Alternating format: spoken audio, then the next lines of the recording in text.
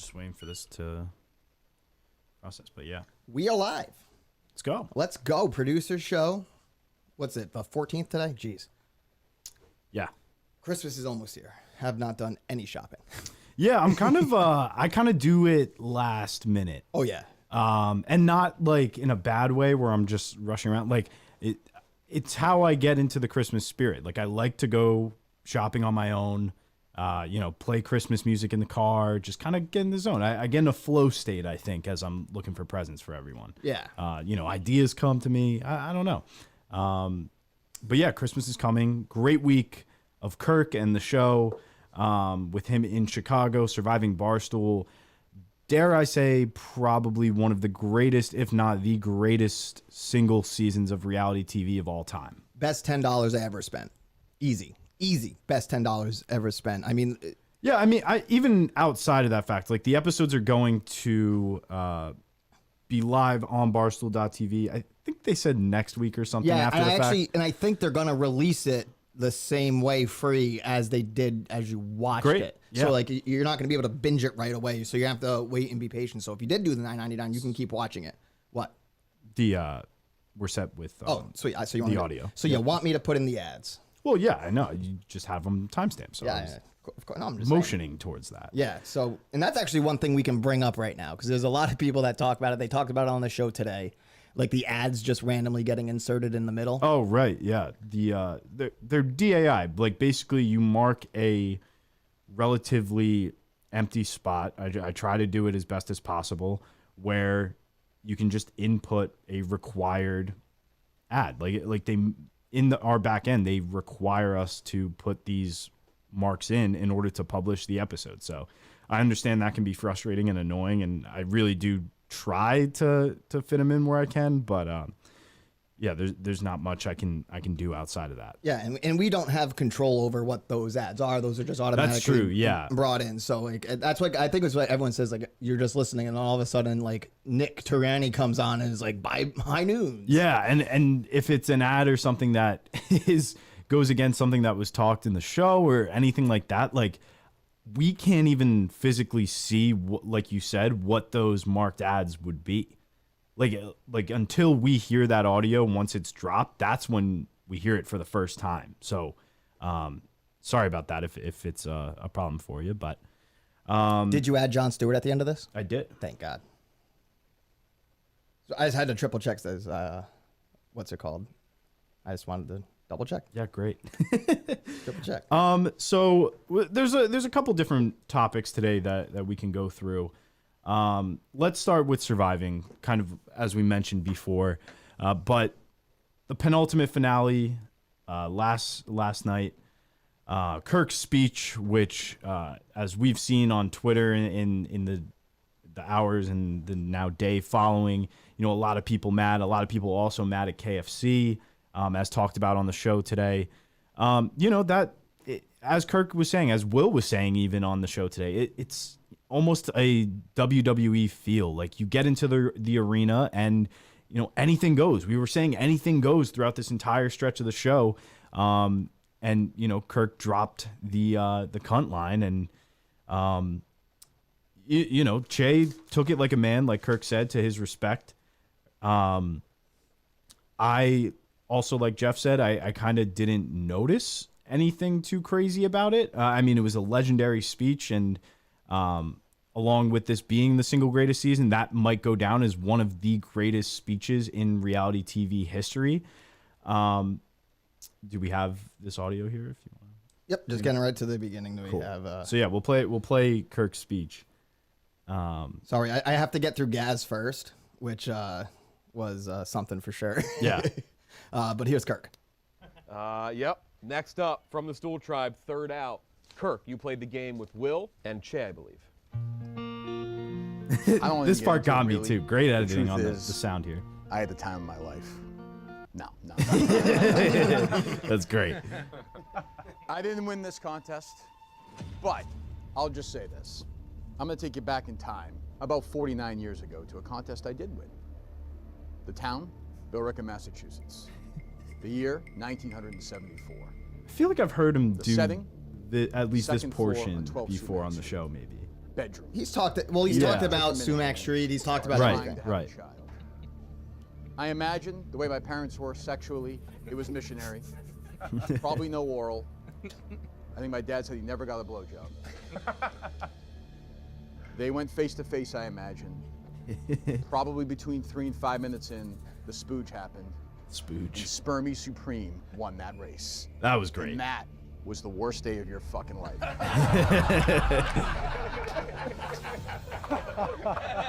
This is when you knew he was cooking. Oh yeah.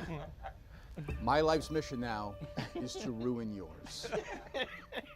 Early on, you mentioned to me you have 2 kids. So it's not about the 100,000 you were going to win. It's now the 100,000 you're never going to have. That wedding for your daughter, well, let's be serious. A daughter of yours would never get married. My guess is your stupid son Little Stephen and your Che. cunt daughter will live in an apartment together till 80, probably 85 years old, and die. Maybe 5-6 weeks later, somebody will smell the 2 of them. Probably smell like you, a fucking rat scent, and drag them out. I myself know I will die of cancer, probably like my parents, or suicide, which is probably also inevitable. But I promise you this, as long as you live, I live. If you live to be 130 years old, how old are you right now? Answer the question. 37. 37? Yes. I'm 11 years older than you. I'll be 131, and I'll be dancing and running and living knowing you're alive. How will I ruin Stephen Che's day today? How will I ruin it tomorrow? His kids are dead? Yes. His wife is dead? Yes. His parents are dead? Fuck yes. Dead, dead, dead. I mean, just dead, a dead. complete Look at these performance. guys, and you Unbelievable. lied to me. The only reason you have a job, this guy said I shouldn't take this personally. I take things personally. He's very kind. You're a 0. You're a content 0. You shouldn't have a job anyway. You should be out directing traffic like you used to. And as I said, you should be playing in traffic. So now, day after day after day, if you have a flat tire, it's me. It's me. Leak in your roof, It's it's me. me. Your house blows up, it's me. Is Banger. that understood? Yes, sir. Are we clear? Yes. Is that right? Yeah. Okay, do you have anything else you want to say to me? I enjoyed playing with you. You can't beat him. But no, once you got rid of me, I began to organize your exit. You sealed your fate, whatever, 2 days ago when you kicked me out. Your life then was over. Boom. So we can continue the charade. We know what's going to happen. I love Will. We get along great. I love Jerry. But, you know, for you, you sealed your fate when you look me in the eyes and you lied to me. And I take it personally, and I take great pride knowing whether it's a And I car took that payment you're personally. gonna miss, or some vacation you can't go to, or some hospital. That's bill good. you I mean, can't No, pay. no, no. that's It's because legit. you're $100,000 That's at the end. short, and it started Oh, with you in true. the eyes and lied. You're a goddamn fucking cock-sucking rat, and I wish you a lifetime of pain and misery. I hope you live a long time and die slowly. Unreal. Unreal. You trying to cut that short? Oh no no no no no no no. I forgot how it tailed off at the end though. Yeah, unbelievable, unbelievable speech. undressing. The speech of the night. Oh, by far. It overtook any of the single speeches that any of the other. Portnoy's was good contestants- as well, though. Portnoy's was good. I was got was this a buzzer. little I was a little confused about that. So was that a lie detector test? No, that was just him. It was like he was playing a drop. It was like when right? Kirk had control of the shot collar on me. Right. So it was just playing the horn. Honestly, I thought it was like the horn from Taboo. Remember that old Yeah, game? yeah. I thought it was that horn that he had. So that was one thing. The question of, was your mom acting or whatever to Jerry? So I actually helped Jersey Jerry out like early on when I was an intern and went to his house to set him up with a home computer camera setup basically. And his mom is 100% what you've seen in the videos. Like she was screaming and yelling the entire time. She didn't realize I was there. And then once she saw me, she's like, "Oh my God, I'm so sorry. Would you like anything to eat or whatever?" You're like super nice. But the energy and anger she has sometimes with Jerry, like that is real. So I was a little confused by that. But overall, back to Kirk and his speech with Che, just unbelievable undressing there. Oh, amazing. Absolutely amazing. It felt great within this world too, because I've listened to those early episodes of Che with the ads and all that. It felt like the perfect build-up conclusion of sorts to that saga. It was a great throwback moment. And look, it's one of those things that, like, Kirk even says it in there, is like he holds a grudge. He's still bringing up the traffic shit. Like, notorious. That's the line. That's the line that brought it full circle. It notoriously was just perfect. Notoriously, Kirk says he doesn't listen to the show, can't stand the sound of his own voice, forgets what happens on the show. Right, yeah. But he remembers that moment because Stephen Che was being a rat fuck then, and he's being a rat fuck now. Yeah. What do you think about Rico and Che's relationship from this, though? Because as Jeff had said, and I think even Kirk today earlier, that it didn't seem like a real reason for Rico and Jerry to be going at or Che to be going at it. I think it's all misguided anger. Well, I also think it's partly, Che screwed the two of them, and not alone, let alone Rico, but with Kirk, Rico's being that loyal soldier. He's getting out there and attacking, and Rico with how many pieces of cheese? Didn't he throw one at his face? Yeah, he too? hit him in the face. Just kept throwing it at him. I respect the move. When you keep up with it, I love the move. I actually love the cheese throwing move. Yeah, it's just that's everyone says, oh, Rico's tame since all the instant stuff. It still shows Rico's got that edge there. He is gonna push the buttons, and then even like we talked about it briefly about Rico getting his new deal, right? Where Kirk came in and was his acting agent for that. So it's great. It's great to see like Rico getting back into that comfort, and look, all good things happen for the Minahan fans from a show base. I am just very bad at finishing statements. Yeah. I trail off. Yeah. I had something else there about Rico. Drawing a blank now. Sorry, that's my fault. Yeah. No worries. Fuck, what was I gonna say? Well, regardless, unbelievable show. Oh, was it night. That he was accused of someone else writing his speech that he adamantly denied, which I think Rico did have. Rico wrote his. I think he. I believe Rico is what I'm saying. Oh, that he wrote his speech. Wrote his that whole speech. Yeah. Yeah. Fuck, I'm trying to think of what I had about. I thought that was it. No. It's fine. No big deal. Nice thinking noise. Yeah. So let's transition. We'll talk Dozen in a little bit, but let's go into this Kane story that we talked about a little bit today. So the first time I ever got like creeped out vibes. Right. So for those who don't know, if you're watching this show, you definitely know. You have to know. Yeah, Kane has been trying to enter into this world a little bit. We had the announcement from the network that he was going to be the third chair in the new Rundown 3.0 show, I guess.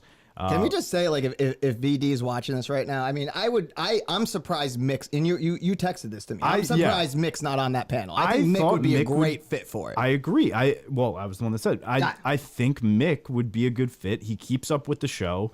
Beyond Average was down, I think, while he was under construction in his house or something. But it's not up yet. I've been looking for it. What? Beyond Average? Yeah, it was supposed to have I was hoping for an episode today. Yeah. So that'll be coming back or whatever. But I don't know. I feel like Mick has a greater pulse and can stir up to a better ability than Kane. I just don't understand it. It all just seems a little rushed and a little too soon. I could be proven wrong. But I don't know if that's necessarily the choice. But Kane has been trying to enter into this world. He sent the flowers to the studio, which was a bit weird. Steve from Gloucester called that out as well, and I was like, "Well, Steve, listen, like you also sent the letter. Let's call a spade here." But what is crazier in your mind, the flowers or the letter? Because I have my answer. It's hard. It's the letter. Because the only reason why I say it's the letter is because one, it was typed out, two, so you have to take the time to type that out. Fully agree. Yes. Get the mail. So there's more effort to do the letter than there is just to send a Christmas thingy. Right. The only thing though is I feel like we knew the point we got the point of why Steve had sent it. Like he had his reasons or whatever and listed them out and all this stuff. And, you know, I'm sure there's a bit of wine to be involved in the world and the show and all that too. But with Kane, we didn't really understand that. It was just, you know, flowers sent. I guess it was because we had said he had a bad week or something with no. He sent the cringe video in his post, in his card that he sent that Kirk read. It said sorry for I was just after the dozen loss, I believe. Right. And it was just after he got eliminated. So it was Kirk was having a bad week on the shows. Okay. So he sent Still that don't to me. get it though. Yeah, neither do I. Okay. So we preface all that. You go to bowling this week, as you do. As Tuesdays. I do. Yep. And knowing bowling usually starts a little after 6 at some point. Right. This time I got there probably about 5:15 because I knew I wanted to do my 3 games before. So because we're going Papagino's on Tuesday, so I wouldn't be there. So I'm there doing the first game by myself, throwing fine, whatever. One of the guys, Joe from the league, who was there, he comes and sits down, watches me bowl, we're shooting it up. And all of a sudden I look back and I see this guy with a Patriots sweatshirt walk in. And I'm like, all right, kind of looks familiar. Don't think much about it. Keep bowling. And I turn around again and look at him. Because, you know when you get that feeling where you look someone, you think you see him, you think you recognize them. And you're like, oh, I'll go look. So I go look back. I'm like, holy fuck, I think that's Kane. So I went to his old videos. And then I saw on his profile that 2 hours before he posted a picture of the bowling alley. I saw that, yeah. And I'm like, okay, that's fucking weird. And then he goes in, so I see him there. He's just sitting at the front, talking with the people behind the counter. I guess the alleged story I was told from someone was that he knows someone who's in the Thursday night league and came there looking for him. That's at least what I was told by a friend who works there. Okay. But he just sits there. So he goes out, orders a beer. Right. Comes back, sits down, drinks the beer, still just staring at me, constantly looking over. Like you locked eyes. So we locked eyes. Oh God, yeah, we definitely locked eyes. okay, so then why did he not come over at all? Nope, Did you not go to him? I did not go to him. He did not come over. He just stood. I mean, I was bowling. I'm in my zone when I'm bowling. Okay, but don't you think that if someone that's relevant within the show world shows up at a place that they normally don't, that is somewhere that you typically frequent, I think I would go up to the person and be like, "What's up?" Why would I'm there to bowl. like all kidding. I know this sounds weird, but I'm just there to bowl. Right. So my whole focus was getting there, going that. If he could have come up to me and said hi, I don't care about that. Like when Mama K shows up or Kevin shows up or a couple other Minifans have showed up, they've all approached me and said, "Oh hey." Oh, we are live. Sweet. I can get the tweet up. Yep. I'll get the tweet up as soon as I finish my rant. Yes. So, but my point is everyone's just coming up to me. Oh, Gus, it's good. There was one time it was actually the day I got because that was a Tuesday, the day I got kicked out of the studio. I almost the slow pack. Right. I got a Minifan came and bought me beer. So they've Who was that? I can't remember his name, but he's a great guy. But so I'm not gonna go that. So as soon as I'm done, my cousin and I went out for a smoke. I loudly proclaimed I was going to smoke. Right. And then about being out there for 5-6 minutes, and my cousin's there as a witness. He walks out of the bowling alley, and you know that because across the street is a parking lot that a lot of people park in. That's where you parked in. Yeah. Walked across to in front of that parking lot, and then there's 2 buildings down on the left, and one of them's a restaurant. He went to that restaurant and then crossed back over. So Right. it looks like a total avoidance Right. of me. And I'm like, that's fucking weird. Yeah. Well, let's put a pin in it there. Yeah. You can tweet that out because that's what's important here. yeah. Yeah. Strange. I mean, he also did say today, I think, in the chat that you were lying about your story. Yeah, Is no, that what you noticed? he said it's Go with the tweet. Go with the tweet. the tweet said No. I'm saying. I know. Do that tweet first, and then I'll keep trying. You're just gonna keep burying me while I can't talk. I'm not burying you. I'm posing hypotheticals until you can get back. That's all. Yeah, strange. I definitely think that is strange. I think personally, I probably would have gone up to him and asked what he's doing there. I mean, he has every right to be there. I'm not saying that he can't be there. I'm just saying it was just a very it it just adds more to like, this is not like, it gave off very creepy stalker vibes. Right. Hey, I mean, listen, if he did have a friend there, whatever, you know, that's fine. People can go to public places. I don't have a problem with that.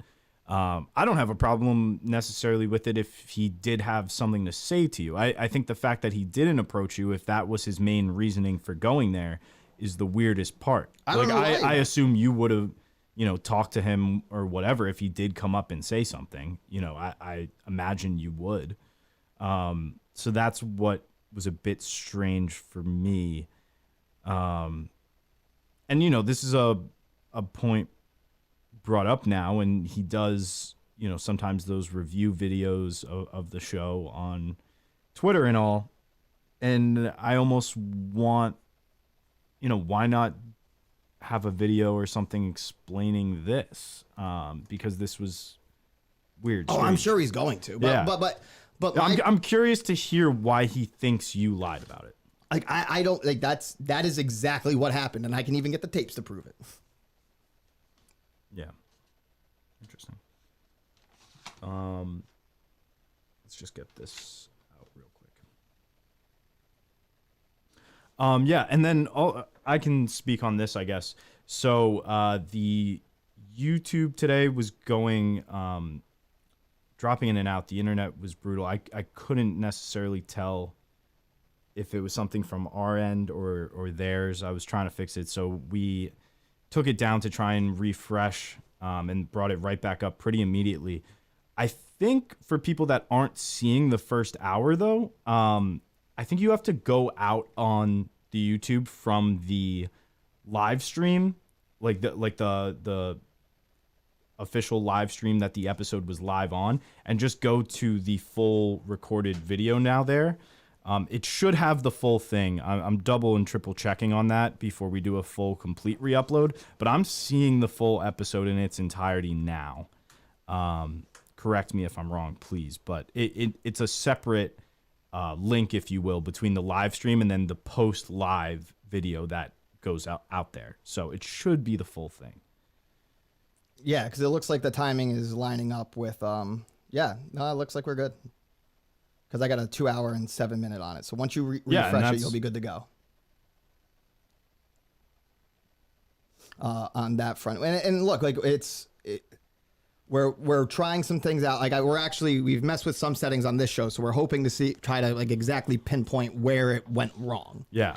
So it's one of those things that in the moment we try to catch it on. As soon as I notice it, we try to get our backup. So there's always 2 or 3 backups. So if there is, and I think this is something we can say for going forward, if there's any more issues like this in the future, there'll always be a backup recording and we'll have a post ready to go for it when the show's over. Obviously videos take a little bit longer to upload than audio does, but we're going to be moving as fast as we can. But yeah, I'm not lying about Kane at all. So if Kane, I'm curious to see why he thinks I'm lying, but yeah, and I mean, he was also coming down on. Oh yeah, he didn't like. He also had the post saying he didn't like it when Kirk called Shay's daughter a cunt. Yeah, which I don't really understand his lane, I guess, or I guess I'm just confused as to what he's trying to do, because I think Menners touched on this in the Minifandom last night too about Kane, which was he was kind of following the Steve from Gloucester shtick, if you will, Stevie Bits, of, you know, trying to get involved. And it's been a completely different response. Like I genuinely kind of enjoy Steve from Gloucester. I think he's a character. I think that he, you know, plays into the bits a little bit and plays it up, but he's a strange guy. He's grown on me. And I had my moments where I was a bit down on him, and where I forget where he was when he said it was like someone said that Kane being in the world is a help to him, and I agree. I agree too, because once that started happening with Kane, I thought my own view of Steve went up. So it's interesting. I'm reading the chat, just trying to see what people are saying. Yeah, Kane is a threat. What are you reading the chat? Yeah, just people. Pat Ford. Would you sleep with Kane? I would not. No. You almost, I've said this before, but he almost has a little bit of Bagel Boss to me. Seriously, but That again, look to him. but like even even like let's bring it up to like the first time Steve from Gloucester came in studio. Like obviously I had some feelings going into it because he was very critical of me. Right. But even then, he still came up to me, said hi. Like I know it's different being here than at the bowling alley, but it's still at a point like you're making all that effort to come here. There's no other reason why you would be there except because I said it and kind of seeing how he's been like. Because even on his one of the grades that he did before, he gives Kirk an A again, gives you like a B, and he just calls me the other producer now. Doesn't even give me a name. So obviously he does not like me, which is fine. I don't care. But if you come to somewhere and come up and show where I'm going to be, come and say something to me. Like don't just sit there like in stewing, because now it's like you're just a fucking weirdo. Right. Sorry, I'm just grabbing no context, but yeah, it's very strange. You almost wonder if he waited a little bit after the Steve from Gloucester hype, if you will, and did the same thing outside of maybe sending flowers or something. Like What, just showed up and not saying no, like did his videos, the Rundown 3.0 announcement. If he played that the right way, would it be different? Would we be talking about him different? Would he have been in here even? I think I don't know. The issue I feel that came across is when he did his videos, you could tell within the first 2 minutes what his end goal is and what he wants. Right. And I think what even for what like intrigued us about Steve from Gloucester was that like you and I both kind of had like, this is weird, but Steve didn't come off as trying to be like, I want to be in here, blah, blah, blah, blah, blah, blah. We found out, we pulled that out of him eventually. Sure, that's what I was going to say. Kirk pulled it out of him eventually. Yeah, but at the like, you couldn't tell at the start. Like we were like, "What's his end goal?" Kane right from the start is like, we know what his end goal is, and he's doing a terrible job at it. Right. And that's not to say that Steve doesn't, even still want to, be on the show, have his own spotlight of Hey, he said it. He's starting this new career now. What's his new career? Podcasting. I do enjoy the process of him learning through Kirk, and also like with us, like when we were helping him out with the mic and everything the next time he was in. That's just funny to me. I enjoy that part of Steve from Gloucester, his journey into podcasting. It's great. That would be a great documentary. Yeah, I also like the random movie comparisons to the world, the KMS world. I think that's a fun, interesting, sideshow to have on the network and everything. I think that's funny. Speaking of the network, let's talk a little about this Minute Fandom last night. I was gonna say, I'm gonna bring this up for you because it seems like Menners and Julie are very. They were not happy with your portrayal of them, right? And the tweets. Yeah, I mean, if you listen back to that episode, though, it wasn't like I was saying anything. I don't think I said anything bad about them having done it. It was just I had that Julie text over the weekend, and instantly when I saw her phrasing, whatever it was, like the yeah, brah, whatever, I remembered back to Menners saying, I like your vibe, or thanks, legend. I think I remembered thanks, legend, distinctly, which was funny to me. And I was like, weirdly enough, the only two people in this world that I've interacted with who've tried to talk in, let's call it Gen Z lingo, were those two, which is such an unlikely pairing given, some of their history of not really liking each other. And Menners calling her out and Julie crying in the car, all that. Like, it was so funny to me that the two of them did the same thing there. And they argued last night that it was, for different reasons. I don't necessarily believe the Menners argument about, we were talking about Steve units and I was thinking about vibe back then. No. It didn't play like that to me. Like I thought it was more so he had me on his show on Minute Fandom, and then after that said like, I like your vibe as a, almost as like the show went well and everything like that. Like it was not necessarily super strange to me. I just thought it was kind of funny. And then the thanks legend thing. In the like, legend, they say all Aussies call each other legend or now ledge. I like thanks ledge. Ledge. I thought that was funny. And then Julie was saying that when I said for real, which I say for real all the time, like I text for real all the time. For real. I'm hand up, like I'll use for real. I'll say true. I'll Left say hand up? bet. I'll say facts. Those are easy one word quick responses that I fire out. And I've heard, like, I've had like a language barrier type thing with that before, where sometimes older people don't understand it. Sometimes there's a regional disconnect with some of that. I don't know. That's just sometimes how people have talked amongst my friends and within, New Jersey area, I guess. I've heard that a lot. So she thought that it sounded a bit like producer Rob and was kind of playing that up and playing into that with her, like, yeah, brah answer, which Yeah, brah. the fact they're even analyzing the analysis of their own text is laughably funny to me. I was cracking up last night watching this and them going in depth on all of it because it's absurd. It was just such a non thing to me. I really didn't think any two ways about it with either of them. I genuinely kind of like both of them. Menners is just funny to me out in Australia, doing his thing, sweating out his restaurant business and all that, and getting fired up about the network. That's funny. And They won't talk Julie's about super the sweet and network. has helped out a bunch with putting together some of these live events with me. We're in relative communication consistently for stuff like that. So yeah, I don't have a problem with either of them. It was just a funny thing I noticed that the two of them did. That's all. Yeah, really. after listening to it, it was, look, there's some people get sensitive over things. David and Marilyn, good point. So the official spelling of ledge, like thanks ledge, like Menners was saying. Last night I said in the chat thanks leg, like LEG, and looking back, I think it should be ledge, like you're on a ledge, like LEDGE, like that. The spelling of that feels right, because otherwise it's just a different word. What plans do you have for the show in 2024? Good question, Hunter.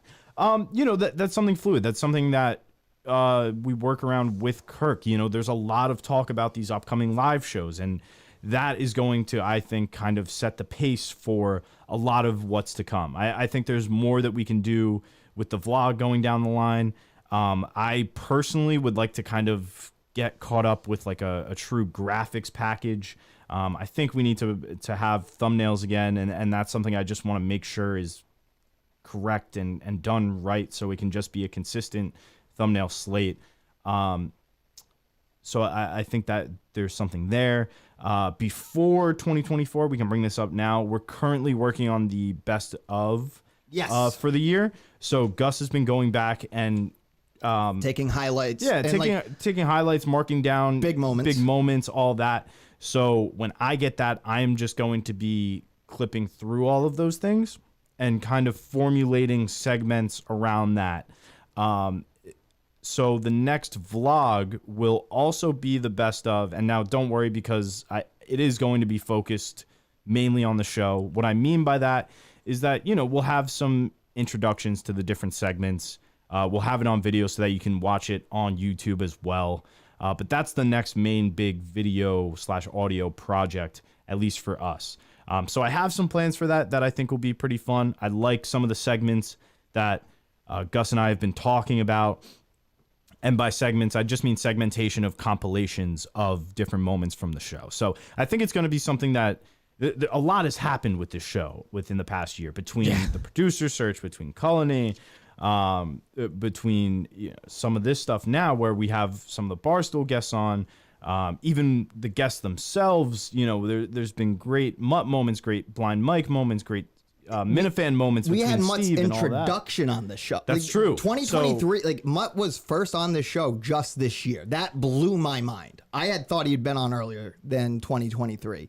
But his first show was in February of 2023. And when I'm going back to this, I was amazed. I was like, holy shit, I can't believe I forgot that.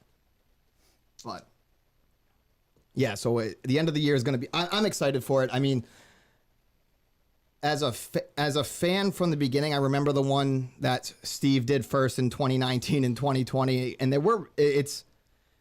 let's just say from a producer standpoint, there is a, as Menners would say, a low bar. Right. Tim and Canton, thoughts on you guys taking calls for questions and comments about the show? I mean, I don't know. It's not a bad point. I think we can do that.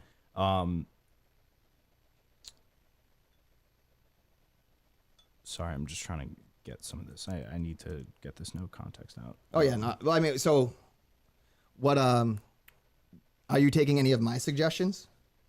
What do you mean? Of either having Marilyn Manson or Richard Gere?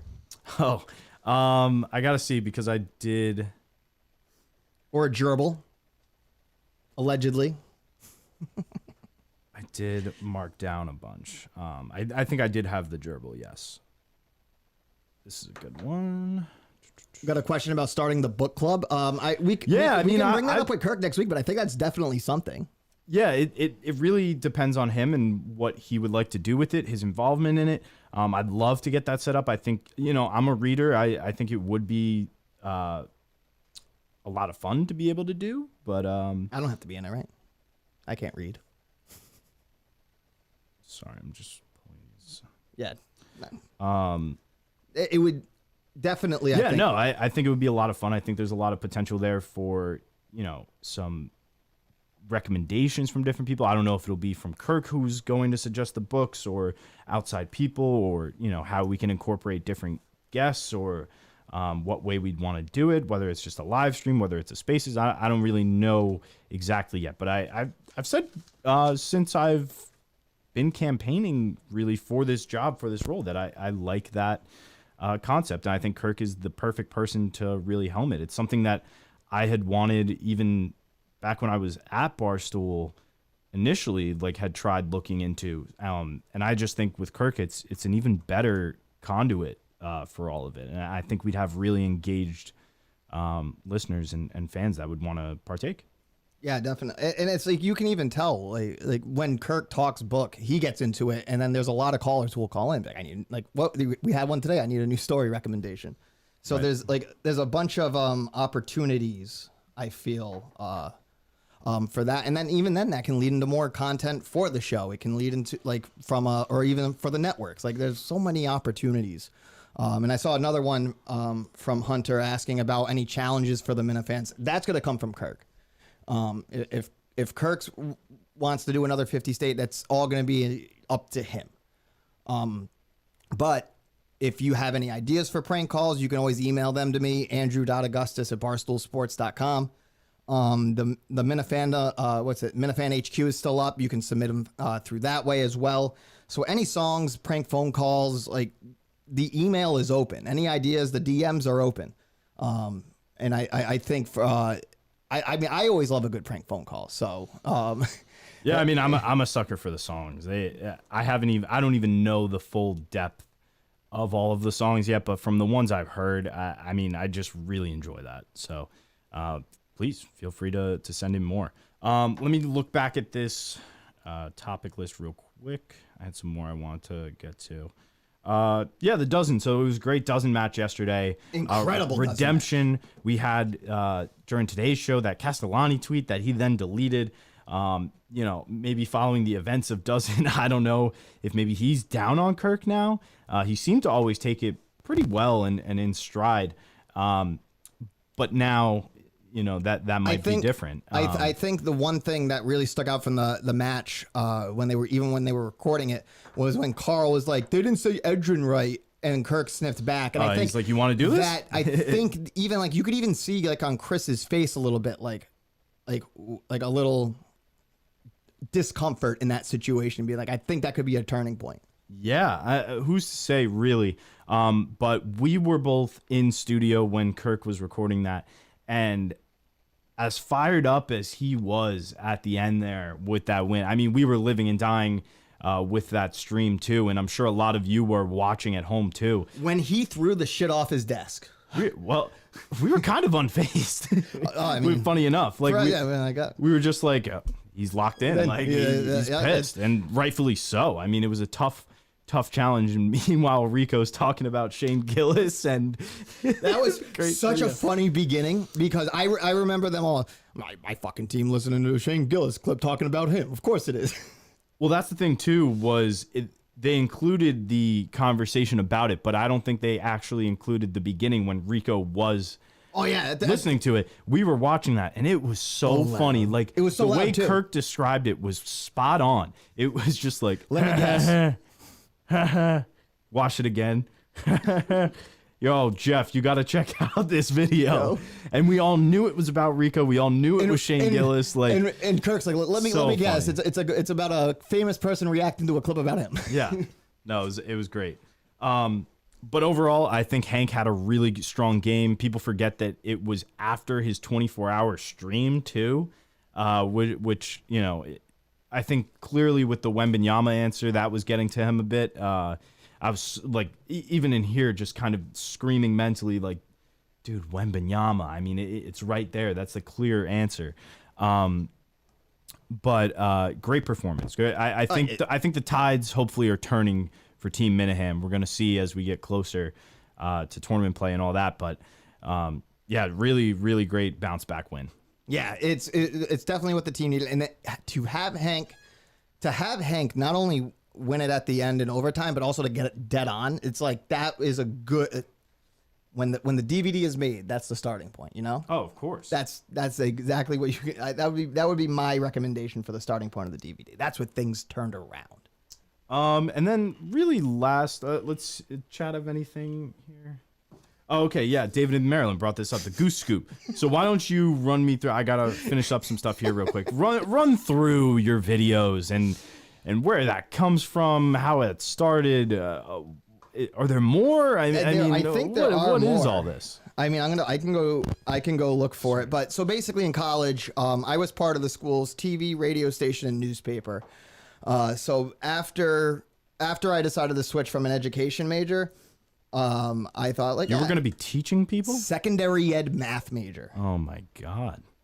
I was, And you wound up in politics. and That went well. yeah, I don't think anywhere.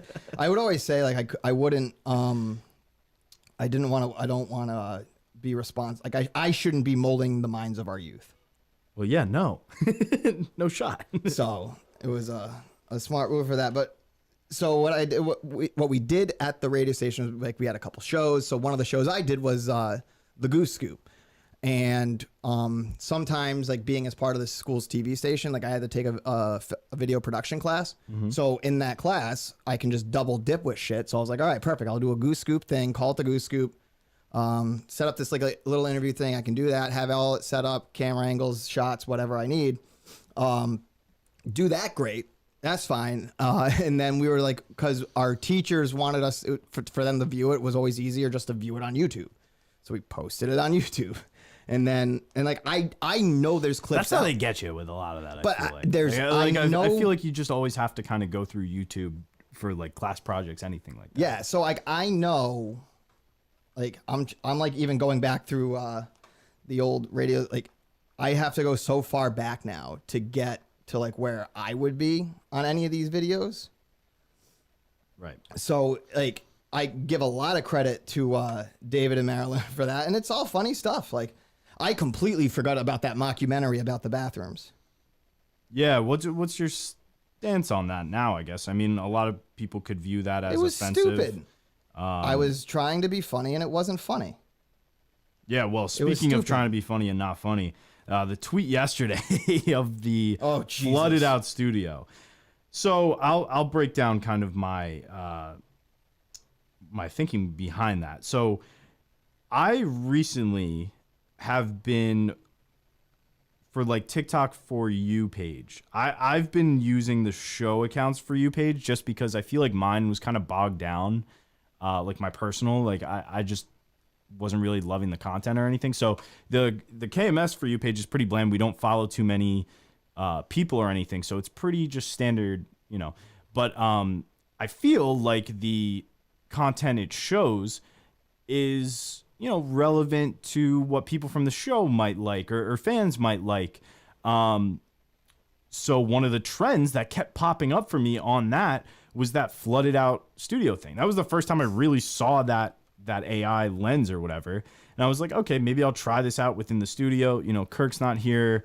Maybe it's something content wise. Like my thinking was like, oh, this could be kind of funny as like, oh, Kirk was gone and like we're left here and like we flooded out the studio. It wasn't supposed to be like, I know my acting really sold it, but no, like it was supposed to not be real. Like I thought people would just kind of, I guess it was more in the vein of like a bit, which I know Kirk doesn't like, which I realized a bit late on that one.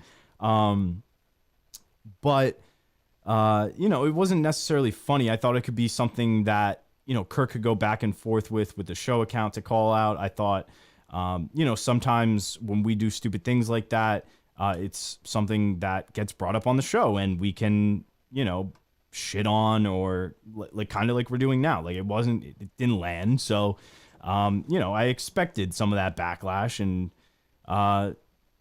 yeah, it's okay. I probably won't make another one of those. Like that's all. But I'm gonna, you know, I have to leave it up once I post it. I'm not just gonna take it down. It was my idea, dumb idea. So yeah, no more flooding videos. That won't happen again. No more flooding the studio, Coleman. Yeah. I actually might have found some old Gus play-by-play. Oh, I you should sound better than mine. I have no clue. We're about to find out. 5 bench guys in right now. You can still rely on your bench if you're Bob Walsh. These guys get a lot of that's minutes. not me. One guy in the team averages more than 20. 4 guys in the team average more than 20 minutes. So a lot of bench guys, a lot of ways to find points there. As offensive rebound going to Steve Roberts, passes to Randy Casey. He's got to dive for that loose ball. Tom.